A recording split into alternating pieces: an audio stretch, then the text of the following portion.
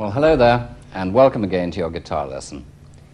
This week we've got ourselves up to lesson 10 in your booklets, and we're making a nice major step forward today, which is your first important solo. I call it important because it sounds quite elaborate, and I think you're going to be surprised by the end of the lesson at how much you can now do. Now, last week we covered the eighth notes, the faster notes, and learned how to count them as well as play them. We did the notes on the fifth string, and we continued our two-part reading. Now, I know you're having a little difficulty with the two-part reading. Everybody does at this stage, and it's quite normal. But the bonus to it, of course, is that it opens up more interesting solos, and it gives you, in a sense, more independence that way. Now, today we're going to complete the first position. We're going to do just the extra 3 notes on the sixth string. And we're going to really thoroughly review what we did last time, and with the new notes, we're going to see what possibilities are opened up. So let's, without further ado, get ourselves in tune so that we're ready to play. Starting as usual with the sixth string.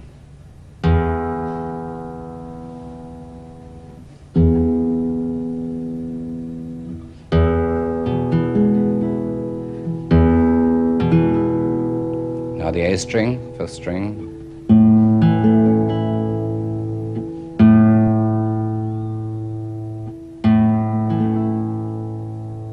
Fourth string, D.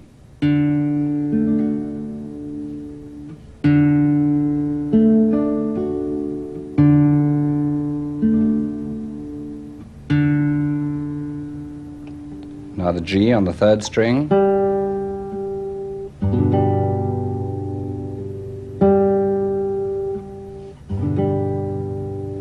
Second string, B.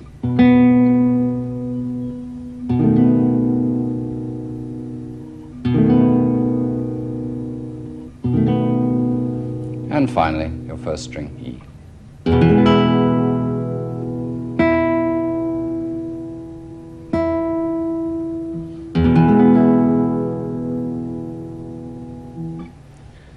Now, this is the point at which I like to deal with the questions that come in. And a quite commonly asked one is, how do I find the right strings with the right hand? It sounds like a big question, but it's in fact a very good question, because what we need is a reference point from which to measure where we find the strings. Now, in the old days, they used to pin one of the fingers on the guitar, and from that they could measure the distance to the strings. It was usually the little finger, and if you look at the paintings or drawings that you see of lute and guitar players in the past, you'll see that almost always they've got that little finger clamped to the top of the instrument. Let's, for instance, look back at that lovely Vermeer painting that we looked at a few weeks ago, The Guitar Player, and notice when you look at the lady's hand that there is that little finger firmly fixed on the top of the guitar. All right, the principle is a good one, but technique has in fact advanced since then, and we require more freedom of the fingers because of the development of the rest stroke. If you work it out, with the little finger clamped on the top of the guitar, it's virtually impossible to do a rest stroke with the A or ring finger. So for that reason, we've got to find another way of having a reference point. Now, the easiest, in fact, is simply to start off by placing the hand as if you're going to play an arpeggio on the top 3 strings. And then you can bring your thumb up from the 6th to around the 4th string, and this gives you a comfortable situation on the guitar. Now, from this, you can always feel backwards. I can feel the 5th string with the back of my thumb, so I can always find it very easily. I can find the 6th string because it's the outside string, and so all I have to do is to put my thumb back all the way, and I can feel that. And then the upper 3 strings are covered by the 1, 2, and 3 fingers. So each of the strings is now reachable in a measured way from my reference point by putting my fingers on the top 3 strings. Now, let's return to last week's lesson and exercise 41 from lesson 9. And let's see how you got on with practicing that. I'm going to run it once very slowly, comfortable pace to get into it. And then I'm going to do a slightly faster run for those of you who really practice this week to see if you can keep up with me. So let's turn now to exercise 41, and let's do it together. Very slowly the first time. Are you ready? Find the C and the A, your first two notes. I and M with the right hand. Here's the count. 1, 2, 3, 4. 1, 2, 3, 4. 1, 2, 3, 4. 1 and 2 and 3, 4. 1, 2, 3, 4. 1, 2, and 3, and 4, and 1, 2, 3, 4. 1, 2, and 3, and 4, and 1, 2, 3, 4. Now somebody's going to say that wasn't that slow. There's always the feeling that it's a little faster than you expected, but of course that's what you practice for, and this gives you the incentive to measure your own skill of what you've done during the week. Right, nearly up to time now this time. And if you want to get a little dramatic with this, give it a nice Russian sound, you can. All right, let's try it closer to tempo now. 1, 2, 3, 4.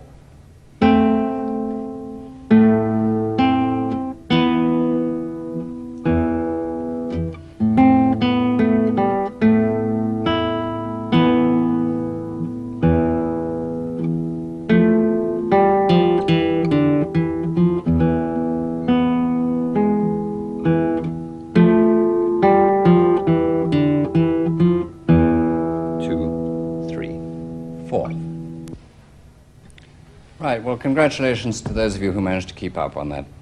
Now we come to the sixth string, and let's take a look at the diagram. Now, here we've got to watch out for one thing. We've got a lot of ledger lines below the staff, and we've got to work a little harder to memorize these notes. I remember myself when I was learning to read music, finding this rather uncharted territory below the staff. So, just first of all, try and remember that the E string, the bottom E, is the one that has all the ledger lines, and it does show distinctively on paper, I think, because of the number of them. Then remember that the F is on the line rather than below it. And finally, the G is perhaps not so hard to recognize because it's just below the A, which you're now used to, the A open string. Now let's play them together, because as always with these sort of things, you impress it much better on your mind if you play it rather than just talking about it. So let's do them together. First, the open E, which we're very familiar with now. Then F on the first fret. And G on the third fret. Now we're going to do an exercise on them in a minute, so take the opportunity to go over this once more. Open E, first finger behind the first fret, and third finger, third fret. Good. Now let's do an exercise on that. We're going to do number 44 in lesson 10, exercise 44. This one is quite fun because it's built on a Spanish dance, which is called a samba mora. And it's a heavy 2/4 beat, 2 beats to the bar. And I'll give you an idea of it up to time, because I think you may have more fun using it as a learning device for these slightly more difficult notes if you know what it sounds like when you play it up to time. So here it goes.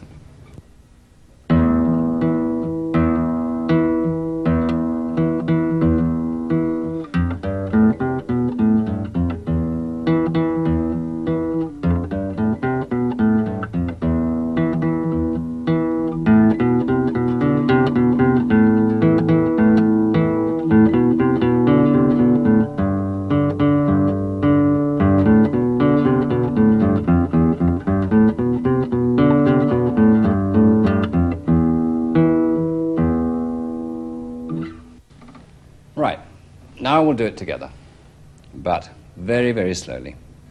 Now, first of all, why don't you do what I showed you at the beginning of the lesson to find your place, as it were, on the guitar. Put the fingers on the top 3 strings.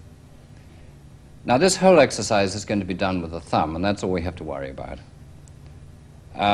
Next point, find the E on the 4th string, because that gets you set for the first 4 measures of the piece. And I'm going to give you a very slow count. I would normally count just 1, 2, but I'm going to count 1 and 2 and to keep it really slow for this first run through. Are you ready? Let's do it. 1 and 2 and 1 and 2 and 1 and 2 and 1 and 2 and 1 and 2. Now watch out. First fret on the bottom string.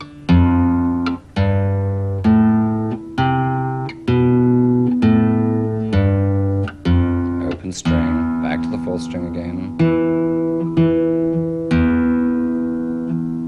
Now back to that 1st fret and 3rd fret.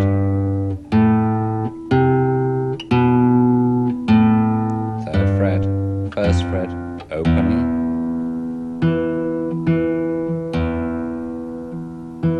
Now the open A string.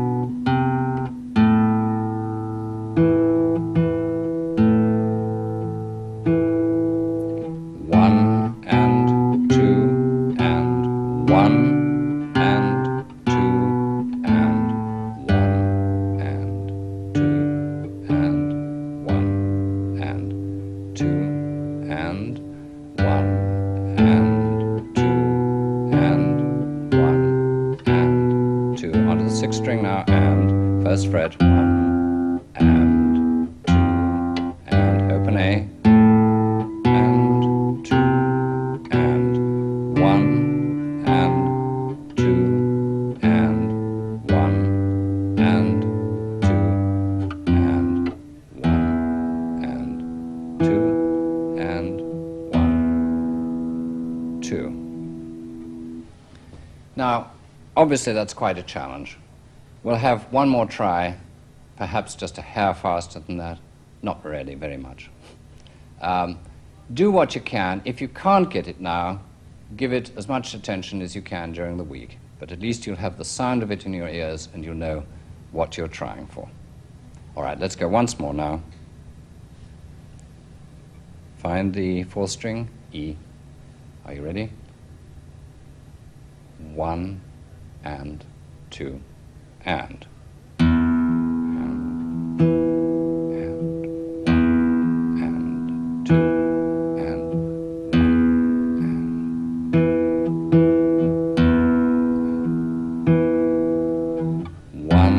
and 2 and 1 and 2 and 1 and 2 and 1, 2 and 1, 2.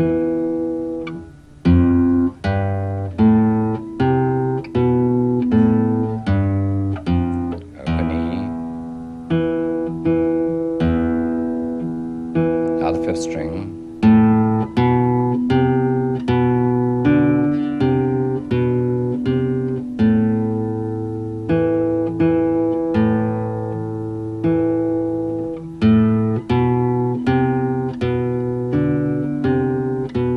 Over to the 6th.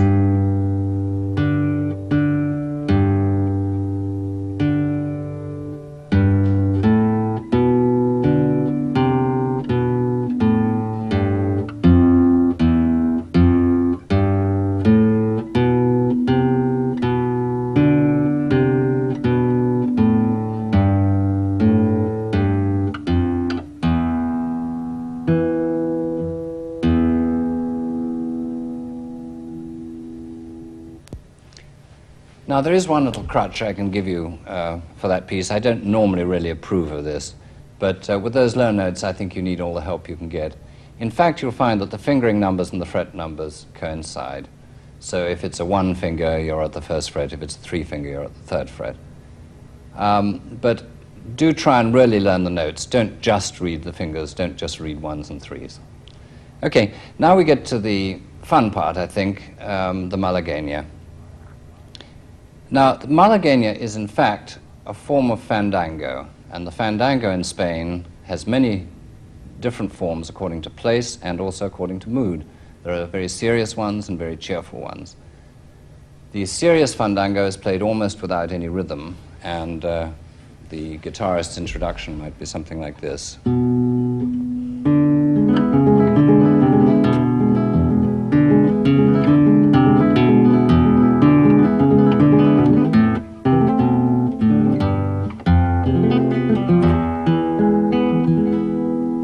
And then the singer comes in with what we call the copla, or song. If you were to go to the town of Huelva on the coast near Cadiz, you'd find it in a much more cheerful and rhythmic form with an introduction more like this.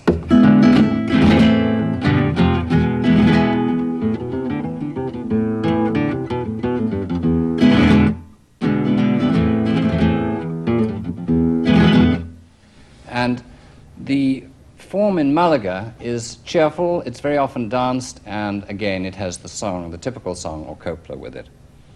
Now the version we're going to play, I think the best thing I can do is play it for you first so that you get an idea of it.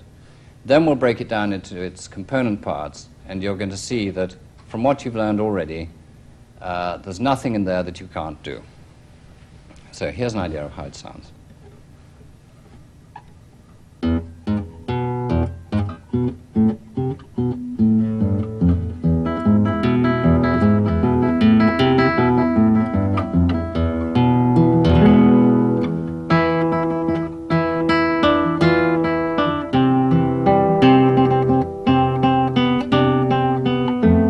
The song part.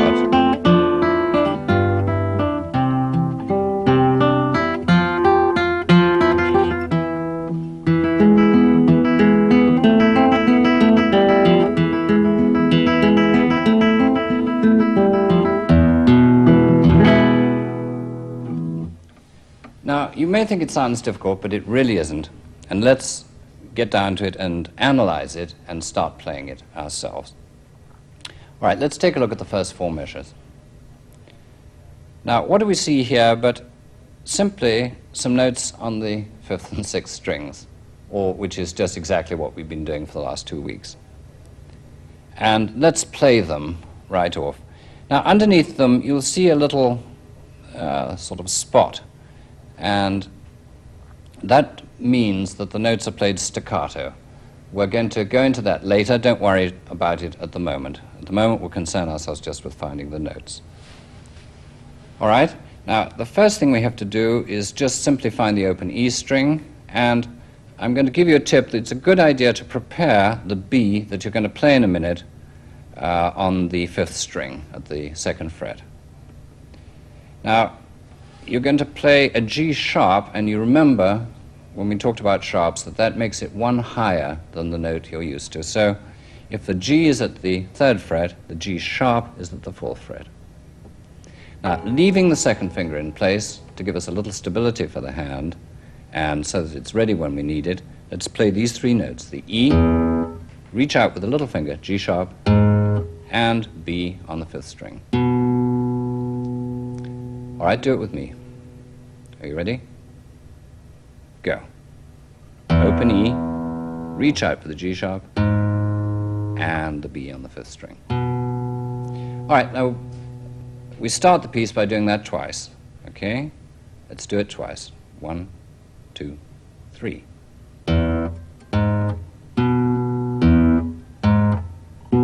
All right, nothing very difficult about that. Now we're on the fifth string. Open A, C, B, A. Now, notice the natural sign, very important. So it's a G natural, so it's at the third fret. First fret for the F, and we're back at the open E again. All right, let's play that whole sequence now, right from the beginning. Plant the second finger on the fifth string at the second fret. Are you ready? 1, 2, 3.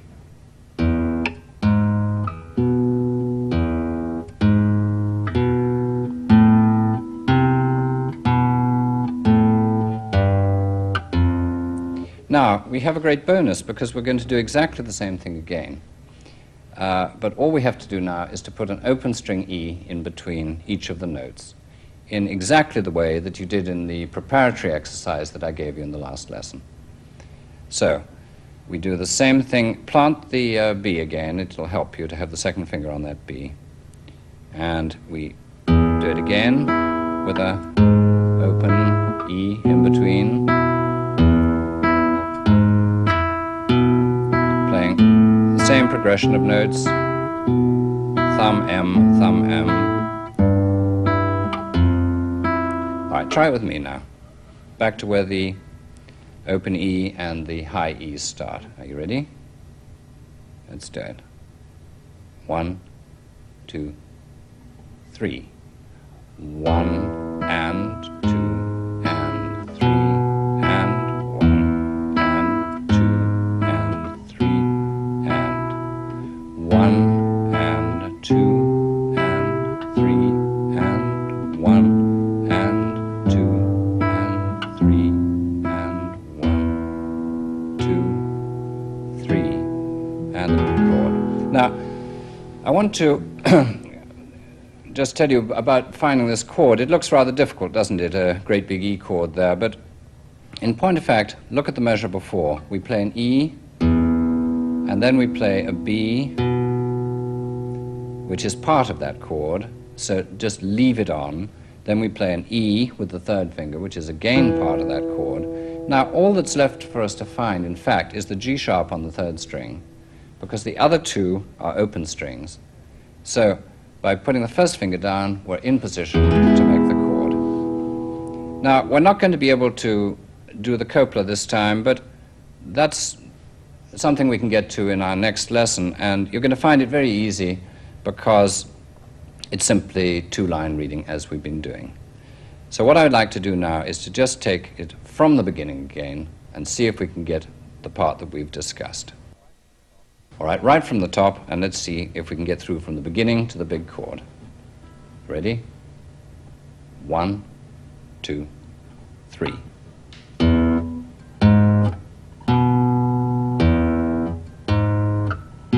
Fifth string open.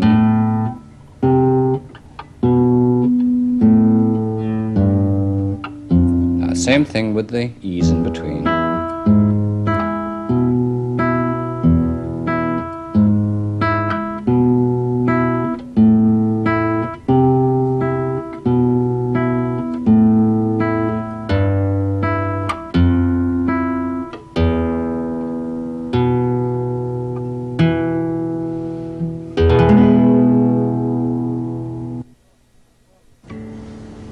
Well, I think I'll leave it there for now. I think you'll find the copula quite easy, the song part that follows. It's really straightforward two-part reading, such as we've been doing the last couple of weeks.